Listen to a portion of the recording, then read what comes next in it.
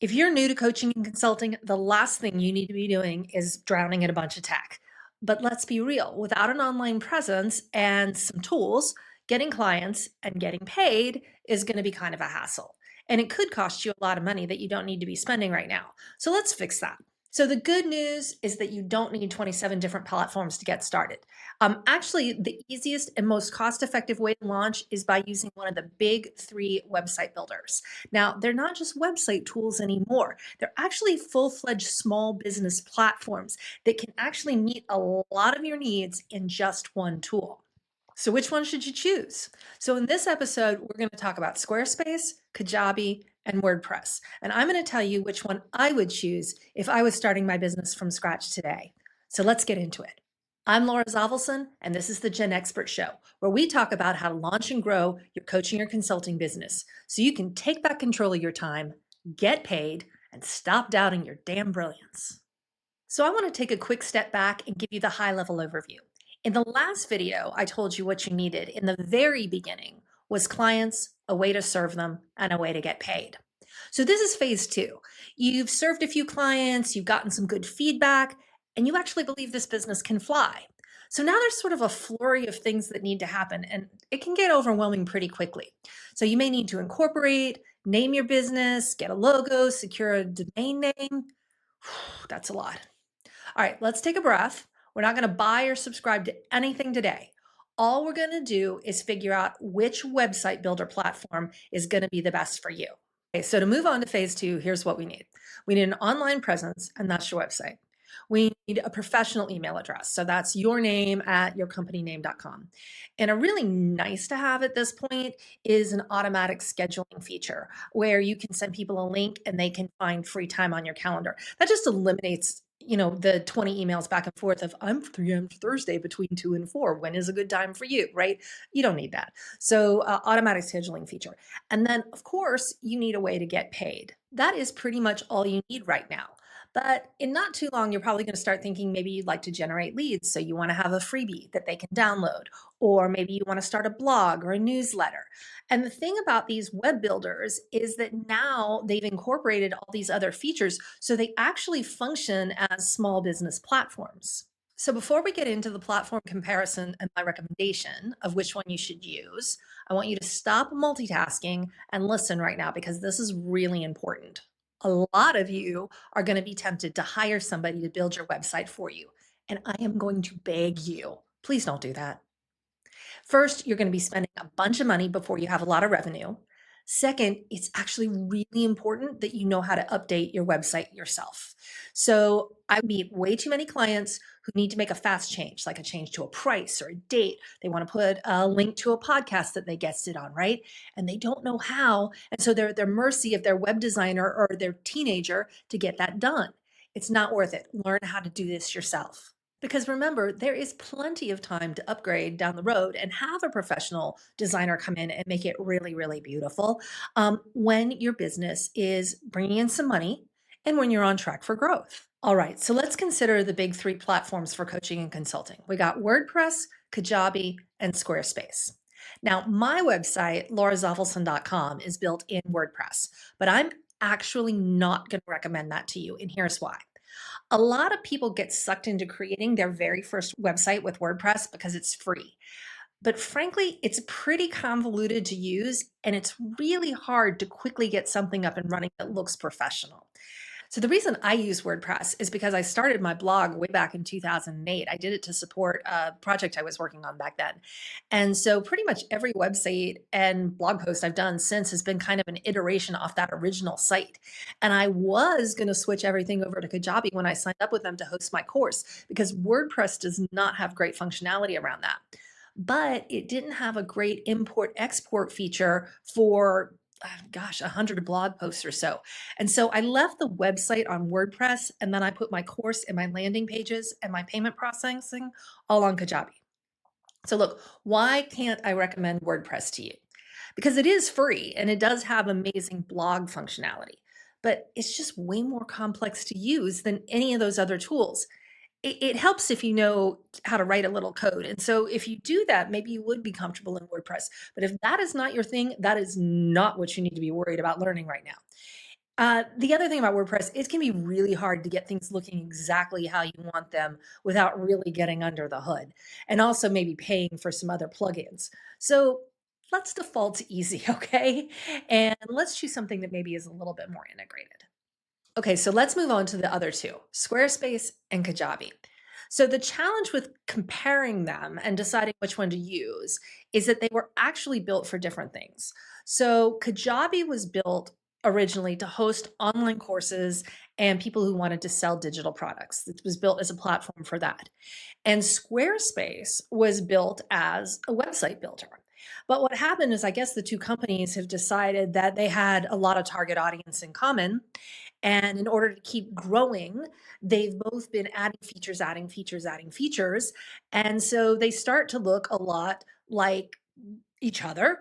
And they both kind of come to the middle, but that doesn't mean that they each don't have their strengths and weaknesses. So let's start by just doing a high level feature check. Website hosting, check. Custom domain and remove their branding if you're on a paid plan, check.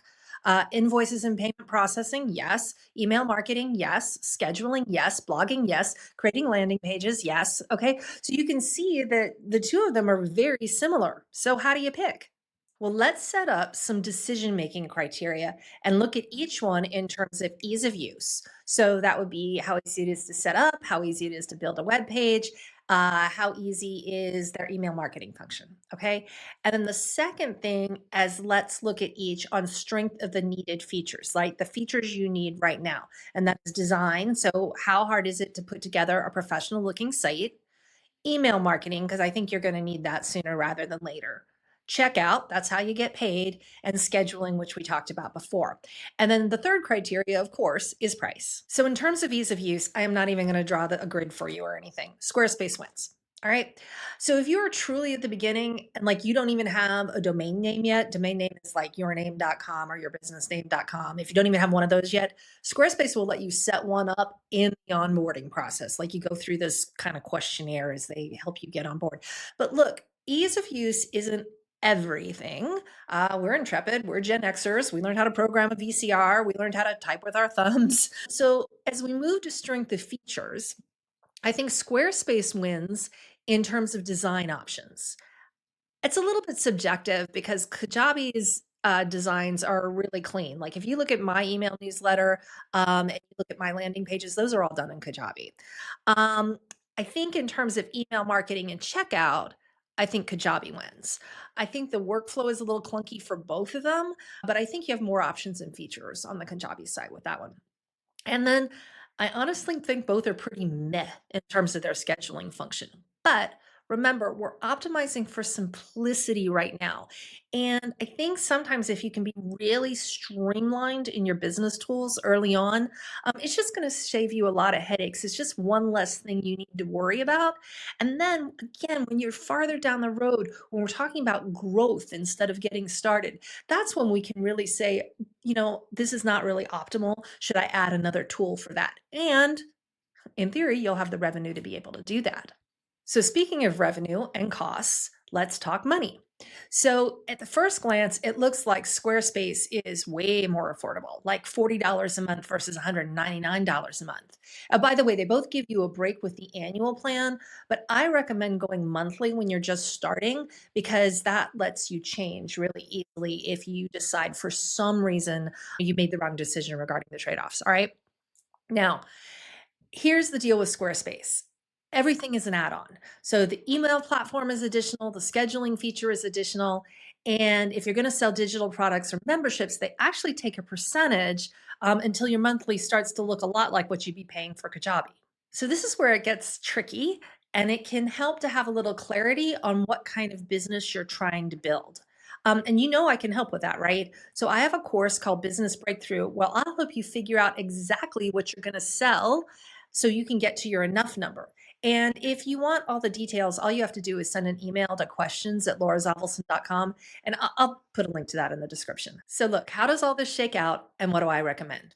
If our decision criteria is ease of use and cost efficiency, if you're a consultant, it's definitely Squarespace.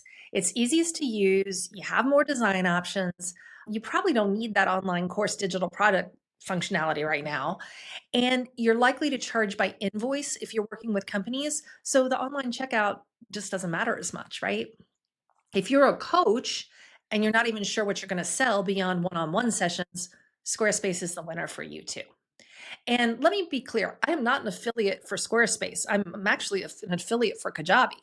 All affiliate means is I make a little bit money if somebody signs up using my link.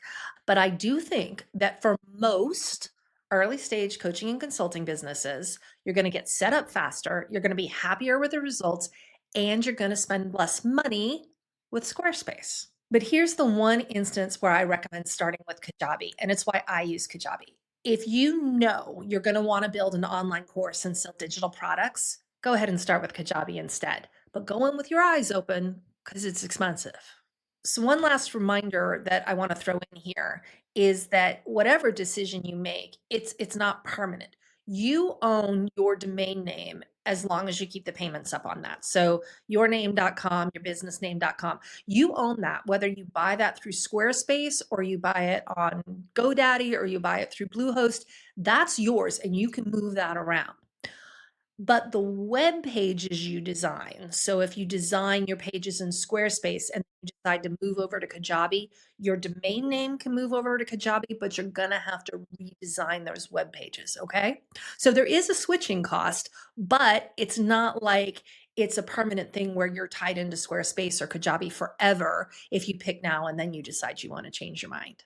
Because don't forget that one of the key criteria that I was making my recommendation on was cost effectiveness, because we want to keep expenses low when we're just starting and increase our spending as we have revenue, right? That's making money the really old fashioned way by having more money coming in than going out, right? So let's recap because that was a lot. Squarespace to start for everybody, unless you already know you want to do an online course. That would be the case where I would recommend starting with Kajabi, and I will put links to both of those in the notes. Number two, don't hire a professional web developer or graphic designer right now. And by the way, web developers and graphic designers, please don't get mad at me. I totally believe that you are worth every penny, but I think business owners make better clients when they're a little bit farther along and they have more clarity about what they want. So for now, use the templates on the platforms. And in a few weeks, I will do an episode on what pages you need and how you can get them looking your best, even if you're doing this as a first timer. So hit the subscribe button so you don't miss that episode, okay? And number three, to get started with either one of these, you're going to have to name your business and select a domain name.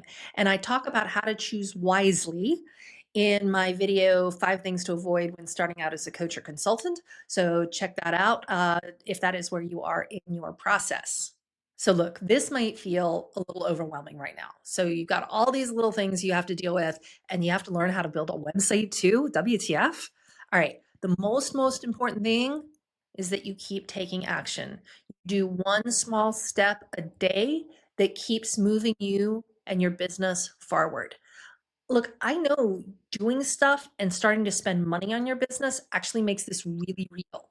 So it feels scary.